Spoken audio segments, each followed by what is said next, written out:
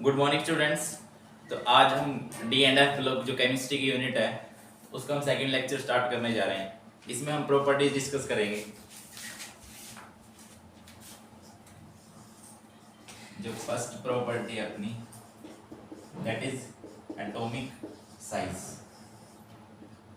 आज हम total 3 properties discuss करेंगे। एटॉमिक साइज, इसी के साथ एक आयनिक साइज है, लेकिन उस आयनिक साइज को हम बाद में डिस्कस करेंगे। उससे पहले एक और प्रॉपर्टी है दैट इज ऑक्सीडेशन स्टेट, उसको डिस्कस करने वाले हैं। ठीक है। एटॉमिक साइज में देखो कैसे या फिर क्या क्या डिस्कस करना है हमें इसके अंदर, कैसे वेरी करता है एटॉमिक साइज। देखो हम लिख रहे हैं अभी 3D सीरीज के बारे में। 3D सीरीज में 3D सीरीज अपनी स्टार्ट होती है स्कैंडियम से। स्कैंडियम के बाद कौन आता है? Titanium, then vanadium, then chromium, then manganese. ठीक है। Scandium, titanium, vanadium, chromium, manganese. Manganese के बाद आयरन। आयरन के बाद कौन आ रहा है? Scandium, titanium, vanadium, chromium, manganese, iron, then cobalt, then nickel. ठीक है। और यहाँ पे लिख रहा हूं मैं इनके जो लास्ट वाले हैं, यानी कि जो कौन से हैं, एक कॉपर है और एक जिंक। ठीक है। तो इस पे ध्यान से समझेंगे पर क्या होगा जब हम स्कैंडियम टू मैंगनीज जाते हैं। ध्यान से सुनना, जब हम स्कैंडियम टू मैंगनीज जाते हैं तो यहाँ पे क्या होगा, जो जेड इफेक्टिव है वो ज्यादा हो जाएगा किसके कंपेयर में? स्क्रीनिंग इफेक्ट के कंपेयर में। स्क्रीनिंग इफेक्ट के कंपेयर में। ठीक है। तो वहां पे जाएंगे हम, जेड इफेक्टिव ज्यादा हो जाएगा स्क्रीनिंग इफेक्ट के कंपेयर में, तो अपना साइज क्या हो जाएगा? डिक्रीज होगा। अगेन जब कॉपर से हम निकल की तरफ जाएंगे तो जेड इफेक्टिव है जो अपना वो अप्रोक्सीमेटली पैरेलल हो जाएगा किसके? स्क्रीनिंग इफेक्ट के। स्क्रीनिंग इफेक्ट के बताऊंगा मैं स्क्रीनिंग इफेक्ट और जेड इफेक्टिव होता क्या है। उसके बाद लास्ट है अपना copper and zinc. Copper and zinc में क्या होगा? कॉपर एंड जिंक में इलेक्ट्रॉन रिपल्सन हो जाती है। इलेक्ट्रॉन रिपल्सन हो जाती है, जिसके कारण जो अपना साइज है वो इंक्रीज हो जाता है। ठीक है। तो ऐसे मैं बोल सकता हूं कि जब हम स्कैंडियम टू जिंक जा रहे हैं, 3D सीरीज के अंदर जा रहे हैं फ्रॉम लेफ्ट टू राइट, तो हम ये नहीं बोल सकते कि उसमें जो एटॉमिक साइज है वो रेगुलरली वेरी कर रहा है। रेगुलरली वेरी करने का मतलब कि इंक्रीज ही हो रहा है, डिक्रीज ही हो रहा है। ठीक है। ये जेड इफेक्टिव और स्क्रीनिंग इफेक्ट पे डिपेंड करता है। अब मैं बताता हूं कि जेड इफेक्टिव क्या आता है। जेड इफेक्टिव को हम बोलते हैं न्यूक्लियर चार्ज। जेड इफेक्टिव को हम बोल देते हैं कि वो क्या है? Nuclear charge. और स्क्रीनिंग इफेक्ट क्या है? देखो पहले न्यूक्लियर चार्ज देख लो क्या आता है। सपोज किया ये अपने पास कर्नल यानी कि न्यूक्लियस प्रेजेंट है, ये अपना फर्स्ट सेल है, ये अपना सेकंड सेल है, ये अपना थर्ड सेल है, सपोज किया। ठीक है। अब ये न्यूक्लियस क्या करेगा, जो आउटर मोस्ट सेल है ना, और इसके अंदर कुछ इलेक्ट्रॉन्स प्रेजेंट है, सपोज किया हमने ये इलेक्ट्रॉन्स प्रेजेंट है। ठीक है।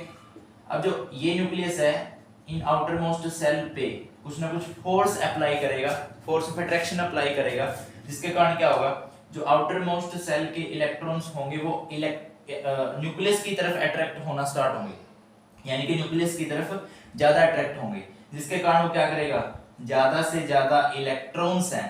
ठीक है। ज्यादा से ज्यादा इलेक्ट्रॉन्स हैं वो किसकी तरफ रहेंगे? न्यूक्लियस की तरफ रहेंगे।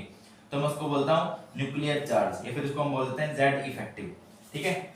उसके बाद नेक्स्ट हम डिस्कस कर रहे हैं इसमें कि स्क्रीनिंग इफेक्ट क्या होता है। स्क्रीनिंग इफेक्ट क्या होता है?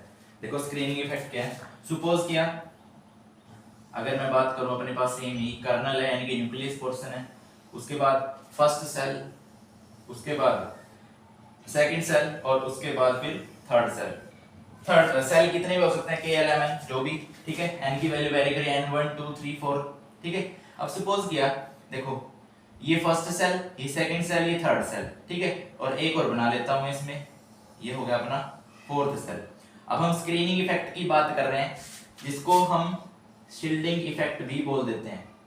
शील्डिंग इफेक्ट भी बोल देते हैं, इसका दूसरा नाम है शील्डिंग इफेक्ट। और इसको कई बार इनर्ट पेयर इफेक्ट के नाम से भी जाना जाता है। ये तीनों नाम किसके हैं? एक ही यूनिट के हैं, यानी कि स्क्रीनिंग इफेक्ट बोल लो, शिल्डिंग इफेक्ट बोल लो, फिर इनर्ट पेयर इफेक्ट बोल लो, तीनों एक के ही नाम है। इसमें क्या होता है? First shell, second shell, third shell, fourth shell, ठीक है। तो इसमें क्या होगा, यानी कि जो सपोज किया ये आउटर सेल है, ये इनर सेल है, तो इनर सेल के अंदर जो इलेक्ट्रॉन्स प्रेजेंट है, इलेक्ट्रॉन्स प्रेजेंट है इनर सेल के अंदर, ठीक है, वो आउटर सेल के इलेक्ट्रॉन्स, ठीक है, इनर सेल के इलेक्ट्रॉन्स आउटर सेल के इलेक्ट्रॉन्स को क्या कर रहे हैं? मना कर रहे हैं कि वो अंदर की तरफ ना आए। कैसे? वो बीच में यहाँ पे स्क्रीन क्रिएट कर देते हैं, वो बीच में यहाँ पे स्क्रीन क्रिएट कर देते हैं। कौन? जो इनर सेल के इलेक्ट्रॉन है वो बीच में स्क्रीन क्रिएट कर देते हैं। किसके लिए? कि वो जो आउटर सेल के इलेक्ट्रॉन है वो अंदर की तरफ ना आ पाए, उसको बोलते हैं स्क्रीनिंग इफेक्ट, यानी कि reluctance of inner shell electrons on outer shell electrons. Inner shell के जो इलेक्ट्रॉन्स हैं वो आउटर सेल के इलेक्ट्रॉन्स को अंदर आने से मना कर रहे हैं, रोक रहे हैं, उसको हम बोलते हैं स्क्रीनिंग इफेक्ट। अब दोनों इफेक्ट मैंने बताया। फर्स्ट केस में क्या होगा? फर्स्ट केस मैंने बताया है कि जब हमारा जेड इफेक्टिव बढ़ रहा है, जब हम लेफ्ट टू राइट जा रहे हैं तो हमारा जेड इफेक्टिव बढ़ रहा है, यानी कि न्यूक्लियर चार्ज बढ़ रहा है। अब न्यूक्लियर चार्ज बढ़ रहा है, अगर हम लेफ्ट टू राइट चल रहे हैं, न्यूक्लियर चार्ज तो बढ़ रहा है, लेकिन जो नंबर ऑफ सेल है, जो नंबर ऑफ सेल है वो क्या है? Remains constant. वो क्या रहेंगे? Remains constant. जो नंबर ऑफ सेल है वो कांस्टेंट रहेंगे, जो इलेक्ट्रॉन्स है वो सेम सेल में ऐड होते रहेंगे, तो इसके कारण क्या होगा? जो जेड इफेक्ट है वो बढ़ जाएगा। अब जेड इफेक्टिव और स्क्रीनिंग इफेक्ट के कंपेयर में जब हम स्कैंडियम से मैंगनीज की तरफ जा रहे हैं तो जेड इफेक्टिव ज्यादा इफेक्टिव फिर ग्रेटर हो जाता है स्क्रीनिंग इफेक्ट के कंपेयर में।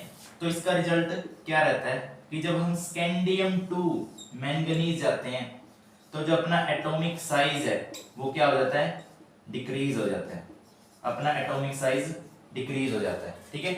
उसके बाद सेकंड कंडीशन है, जब हम आयरन से निकल की तरफ चलते हैं तो जो जेड इफेक्टिव है वो इक्वल हो जाता है स्क्रीनिंग इफेक्ट के।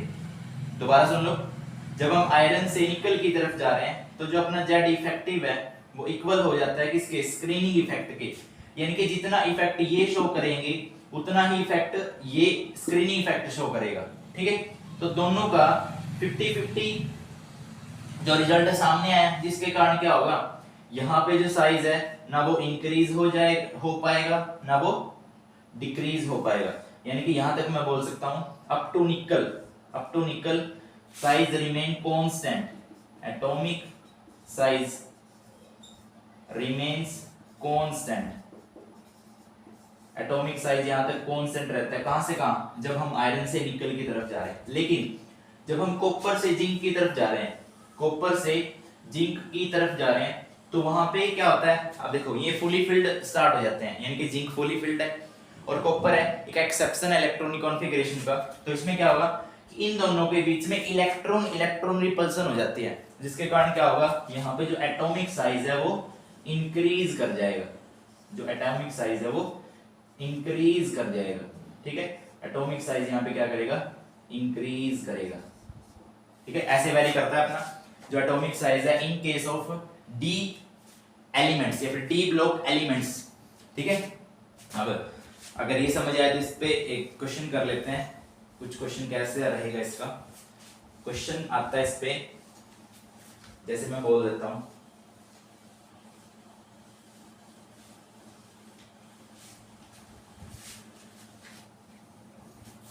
मैं क्वेश्चन बना देता हूं। यहां से क्वेश्चन आया अपना, क्वेश्चन ये बनेगा कि the trend of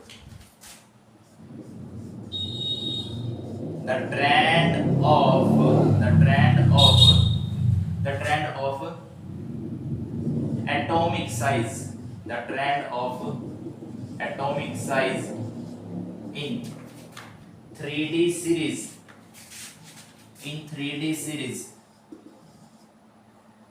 is due to 3D series के अंदर जो ट्रेंड है एटॉमिक साइज का वो किसकी वजह से होगा? ये किसकी वजह से इंक्रीज या डिक्रीज करेगा?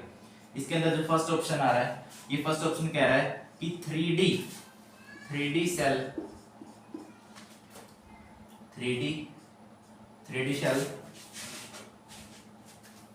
जो 3D सेल्स इलेक्ट्रॉन्स हैं, ठीक है, shield the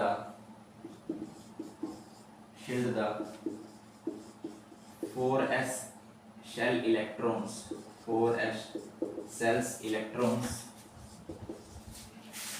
more effectively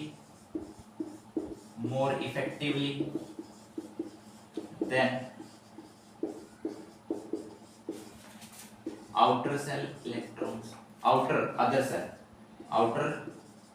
other cell electrons, ठीक है। सेकंड ऑप्शन में मैं बना देता हूं कि 4s इलेक्ट्रॉन्स या फिर 4s cells electrons shield the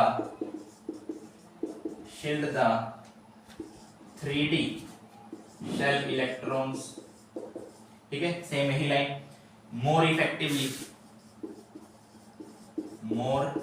effectively than outer other cells electrons, ठीक है। थर्ड ऑप्शन मैं बना रहा हूं यहाँ पे। थर्ड ऑप्शन क्या होगा? थर्ड ऑप्शन बनाएंगे हम कि जो 3D सेल्स इलेक्ट्रॉन है, 3D सेल्स इलेक्ट्रॉन्स हैं, shield 4s cells electrons less effectively, बाकी सेम ही रहेगी, less effectively than outer other cells electron। Fourth option हम दे देते हैं कि 4s cells electrons shield the 3D cells electron less effectively, ठीक है, सेम वही कंडीशन रहेगी। तो इसमें क्या ऑप्शन आएगा? देखो, 3D cells electrons shield the 4s electrons more effectively, ये बात बिल्कुल सही है, लेकिन एक बार और ऑप्शन चेक कर लेते हैं क्या वो सही है गलत है। 4s cells electrons shield the 3D cells, ये बात गलत होगी। उसके बाद 3D cells electrons shield 4s cells effectively, यहाँ पे ये वर्ड गलत हो गया, that is less effectively, तो ये भी गलत गया। उसके बाद 4s cells electrons shield the 3D cells less effectively, ये तो यहीं पे गलत है, तो ऑप्शन आएगा अपना ये, ठीक है। तो अपनी एक प्रॉपर्टी हुई है, जो बाकी प्रॉपर्टीज हैं यानी कि जो ऑक्सीडेशन स्टेट और आयनिक साइज है वो दूसरे लेक्चर में कवर करेंगे। आज के लिए थैंक यू।